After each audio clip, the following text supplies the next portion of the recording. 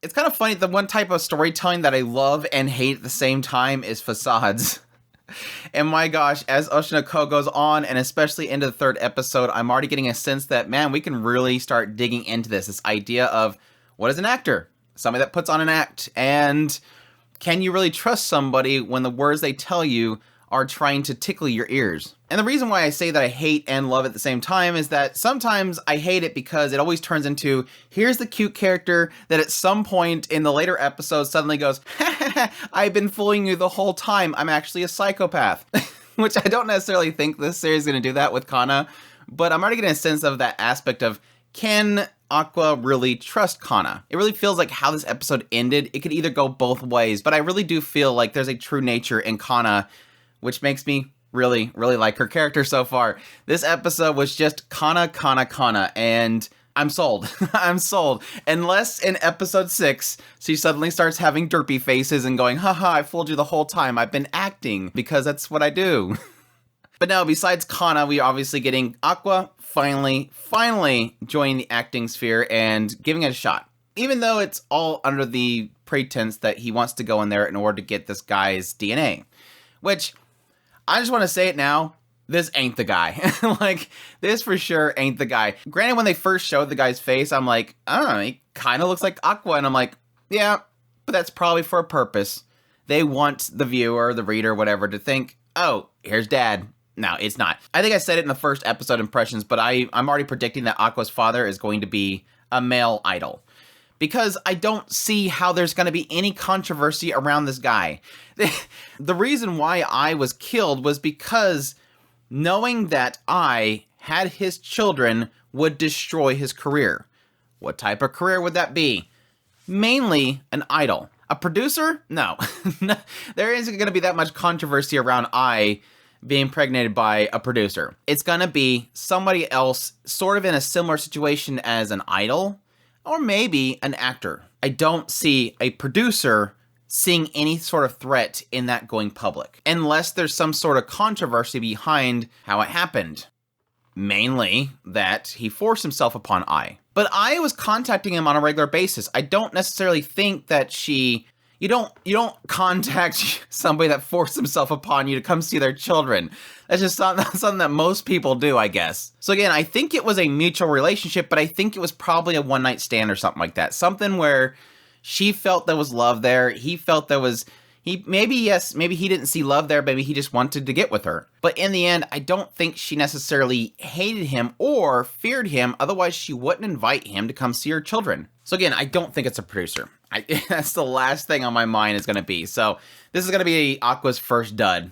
But he's covering all his bases, and he knows it's going to be a possibility. He's going into it knowing he may be our father. But he seemed like an okay guy, other than the fact that he's obviously using Kana, and that makes him a dirtbag. But again, this is the business. This is the business that he's in. He's using the cars that he has available to him, and it's all about exploiting the talent that you have. He works for a big male model type group, and so they're going to be pushing a lot of male idols. Again, this is this industry. It's not pretty, but that's what sells, and that's what they're selling. This whole thing is just a big advertisement for their male models. But no, like I said, the core of this episode obviously being Kana. And I really do like how they portrayed her so far. My concern was that she's just obsessed with Aqua. He's my rival. I literally met him for one acting job, and thus he became my entire existence. No, it really does feel like Kana learned a lesson back there. And I like that. She's grown a lot. We're not having to see her have to go through this growth.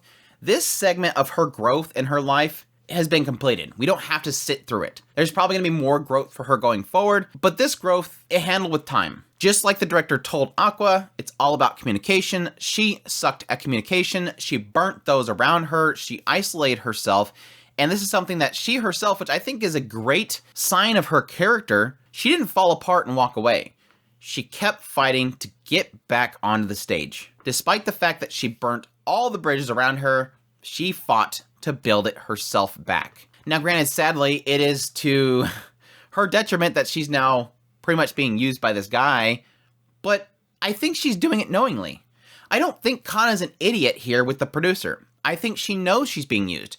but this is her chance to get back up on her feet. She's gonna obviously get used. But being used isn't that bad when you know you're being used, so that when it comes time for you to have that realization and something blows up in your face, it's not suddenly you're going, crap, I didn't see the signs, I was being used. She's gonna go, yeah, I know you were using me, and I was using you too. It's a two-way street here. But still, even though the fact that she doesn't seem like she's overly idolizing Aqua, it seems like she's still willing to bring him into the sphere. I love this realization laid in it, the idea that, okay, I understand that you don't want to be here, but I'm glad that you're here because it's showing me that I'm not the only one here that is struggling. It's comforting. And that's pretty much enough. That's all she wants. Which is sad to realize because what is she right now? She's an actress amongst a bunch of models doing a job, and it sucks for her. I like this whole segment where they go to check out the actual TV drama, and it's based on some shoujo manga, and they're just sitting there watching it, and you just tell the acting's terrible, and they're just staring at it like, what is this? And you can see the star rating on it, it's like a 1 out of 5. Like, this is literally getting reviewed and destroyed. And they just close the laptop and start going, wait, who were all these characters? Aqua has that manga. None of these characters are in it. It's because, again, they're just throwing models into this show just to get them recognition. And it's interesting that we sort of have a parallel here as to what happened with Ai when she was doing her acting compared to here. What did Ai do back here when she first started acting? She was too cute, and thus they cut her from the show. What is Kana doing here? She's not acting well on purpose because she can't outshine the models. It would look too weird if you had all these terrible actors and then suddenly here's this one that's acting really well. She's sort of bringing herself down to their talent, which is sad to think about for a production of a TV series, but that's technically what's necessary. But the reason is the part that kind of hurts, and that's kind of something that we've seen in a couple other projects like Girlish Number. That series you've seen where the producers and stuff are kind of just trying to shuffle the original creator, like, oh, it's gonna be fine, this is gonna be amazing, just go over here, you know, there's a buffet over there, just go handle over there. It's this idea that the actual creator came there and seen the production of the first episode and was devastated, and Kana was heartbroken by this. And so her goal, and everybody on set, despite the fact this company's throwing models at this for the sake of selling these models, and they're using her work and destroying it, Kana still desires to do whatever she can just to create a good production. And yes, sadly, the way to do that was for her to tone herself down and at least get everybody working together properly. That's why the producer likes her. She works well with people. She likes to ease everybody's minds and keep everybody together. She's easy to work with, which again, is that communication. She fixed that, and thus she's desired. Granted, she's also being exploited because she's cheap, but I like the fact that in the end, her as an actress, she's built communication. She's good at really kind of keeping everybody together.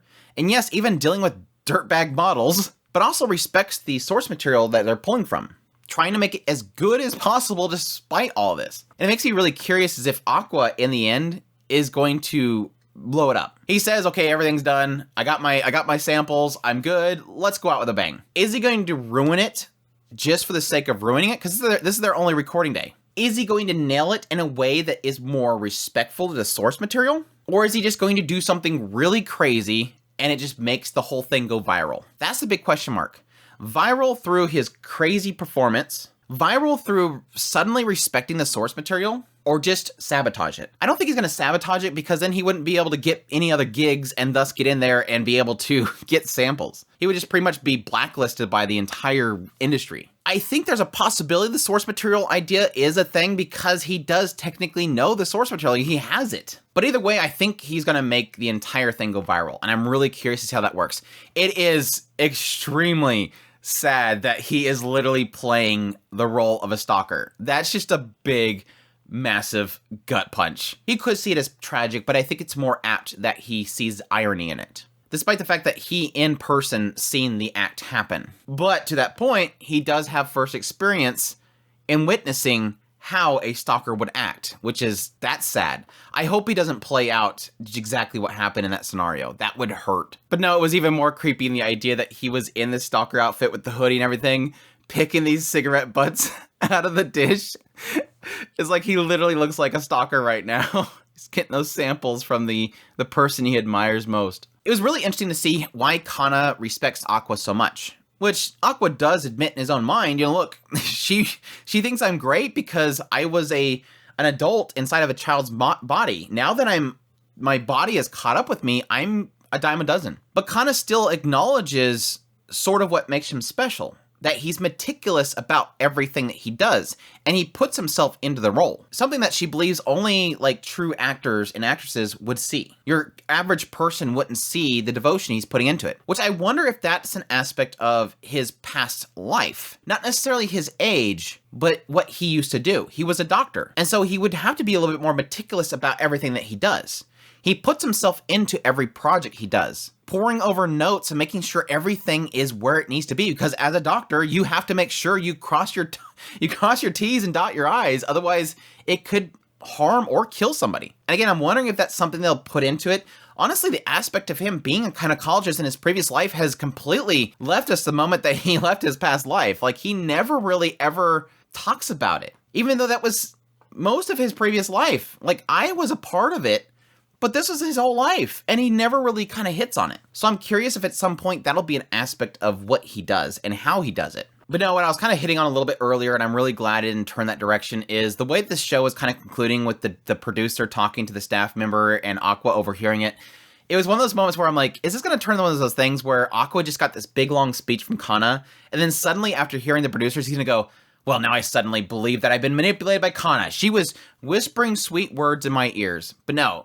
Thankfully, the main character is not an idiot. It's not going to turn into that stupid trope. But I do believe he still understands that Kana is an actress and that she could be acting when trying to give him a pep talk.